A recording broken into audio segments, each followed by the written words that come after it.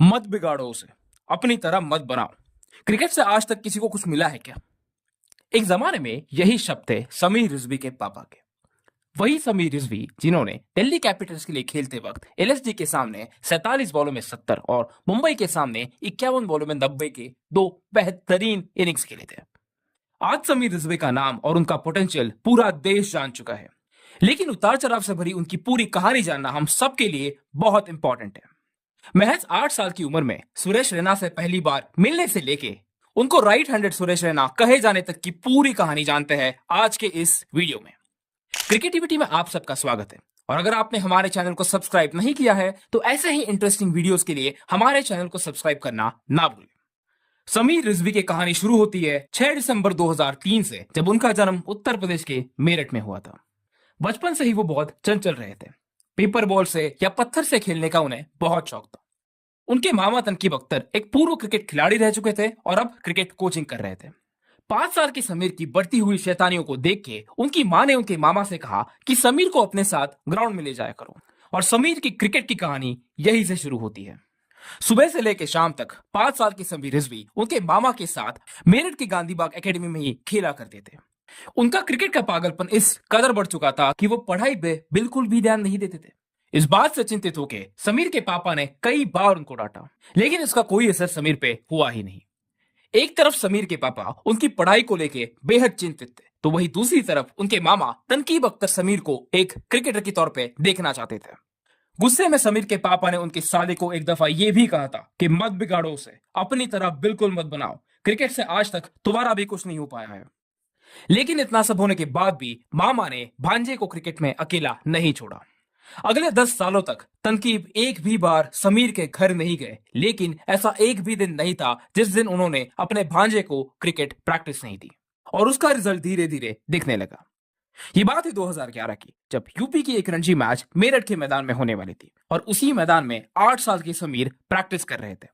उस मैच की प्रैक्टिस के लिए सुरेश रैना भी आए हुए थे, और उनकी नजर जब 8 साल के समीर पे पड़ी तो उन्होंने अपने सनग्लासेस उस 8 साल के बच्चे को दे दिए। इसके अगले ही साल जब समीर 9 साल के थे तो वो यूपी अंडर 14 टीम के लिए सिलेक्ट हो गए। अब उनके बेटे को यूपी टीम के लिए सिलेक्ट होता देख समीर के पापा ने भी उनको क्रिकेट में सपोर्ट करना शुरू कर दिया था। अंडर 14 तक समीर बतौर एक ओपनर खेला करते थे, लेकिन उनकी स्पिन खेलने की क्षमता को देखते हुए अंडर 16 में जैसे ही उन्होंने प्रवेश किया तो उनको एक मिडिल ऑर्डर बैटर का रोल दिया गया। अंडर 16 टूर्नामेंट में उनका प्रदर्शन इतना बेहतरीन था कि उसको देख के यूपी अंडर 19 के लिए सिलेक्ट होने से पहले ही उनको इंडिया अंडर 19 की एक सीरीज के लिए चुना गया था। स्टेट के लिए अंडर 19 खेलने से पहले इंडियन अंडर 19 टीम के लिए खेलने का मौका बहुत ही कम किस्मत वालों को मिलता है, जिनमें से एक समीर रिजवी भी थे। अगले कुछ साल उनका प्रदर्शन ऐसे ही चलता रहा, और जनवरी 2020 में उन्होंने यूपी सीनियर टीम के लिए अपना रणजी डेब्यू किया। लेकिन रणजी डेब्यू से कुछ ही दिनों पहले उनके पापा को ब्रेन हैमरेज हुआ। अब क्रिकेट खेलने के साथ साथ घर के ब्रेड विनर भी समीर रिजवी ही बन गए। ऐसे ही कुछ साल घर की जिम्मेदारी उठाने वाले और साथ में क्रिकेट खेलने वाले समीर रिजवी की जिंदगी में टर्निंग पॉइंट आया 2023 में, जब उत्तर प्रदेश T20 लीग में कानपुर सुपरस्टार से खेलने वाले समीर रिजवी ने 9 मैचेस में 455 रन जोड़े, जिनमें 2 शतक भी शामिल थे। उस टूर्नामेंट में उन्होंने 35 छक्के लगाए। यूपी T20 लीग के उनके प्रदर्शन को देखते हुए कई सारी आईपीएल की टीमों ने उन्हें ट्रायल्स के लिए बुलाया, लेकिन ट्रायल्स के लिए वो फिर भी नहीं गए क्योंकि अंडर 23 यूपी टीम को उनकी सख्त जरूरत थी। उस टूर्नामेंट में भी उन्होंने 7 मैचेस में 450 से ऊपर रन जोड़े और 36 छक्के लगाए। उनकी सिक्स हिटिंग एबिलिटी और उनका टीम के प्रति डेडिकेशन को देखते हुए ये बात तो तय थी कि आईपीएल के फ्रेंचाइजीज उनके लिए बिड जरूर करेंगे, और यही हुआ 19 दिसंबर 2023 को, जब एग्रेसिव बिडिंग के बाद चेन्नई सुपर किंग्स ने समीर रिजवी को 8.4 करोड़ में खरीदा। उस सीजन के वो सबसे महंगे अनकैप प्लेयर भी बन गए। आईपीएल 2024 के पहले कुछ मैचेस में उनको मौका नहीं मिल पाया, लेकिन जैसे ही उनको मौका मिला तो उन्होंने पहले ही बॉल पे राशिद खान जैसे अनुभवी बॉलर को 6 मार के अपने आईपीएल का डेब्यू यादगार बना दिया। हालांकि उस सीजन में वो ज्यादा रन नहीं जोड़ पाए, जिसकी बदौलत सीएसके ने उनको रिटेन नहीं किया, लेकिन अगले ही आईपीएल के लिए उनको दिल्ली कैपिटल्स ने 95 लाख में खरीद लिया। आईपीएल 2025 के दिल्ली कैपिटल्स के आखिरी मैच में उन्होंने एक बेहतरीन अर्धशतक लगाया, जिसके चलते दिल्ली कैपिटल्स ने आईपीएल 2026 के लिए न सिर्फ उनको रिटेन किया, बल्कि उनको ये अश्योरेंस भी दिया कि अब हर मैच खेलेंगे और आपकी नई पोजीशन होगी मिडिल ऑर्डर। और उसके बाद उन्होंने क्या किया ये हम सब ने देखा।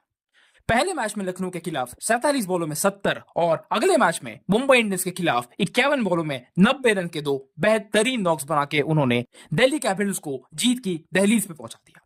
और ये दोनों नॉक्स ऐसे थे जहां पे उनके अलावा कोई और बल्लेबाज दिल्ली कैपिटल्स के लिए नहीं चल पा रहा था।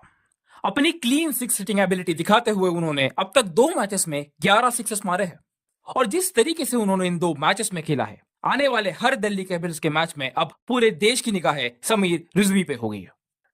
मेरठ का एक 5 साल का लड़का जिसके पिताजी उसके क्रिकेट खेलने के सख्त खिलाफ थे, उसको उसके मामा ने इस प्रकार से तराशा कि आज मेरठ ही नहीं बल्कि पूरा देश समीर रिजवी की तारीफ करता है।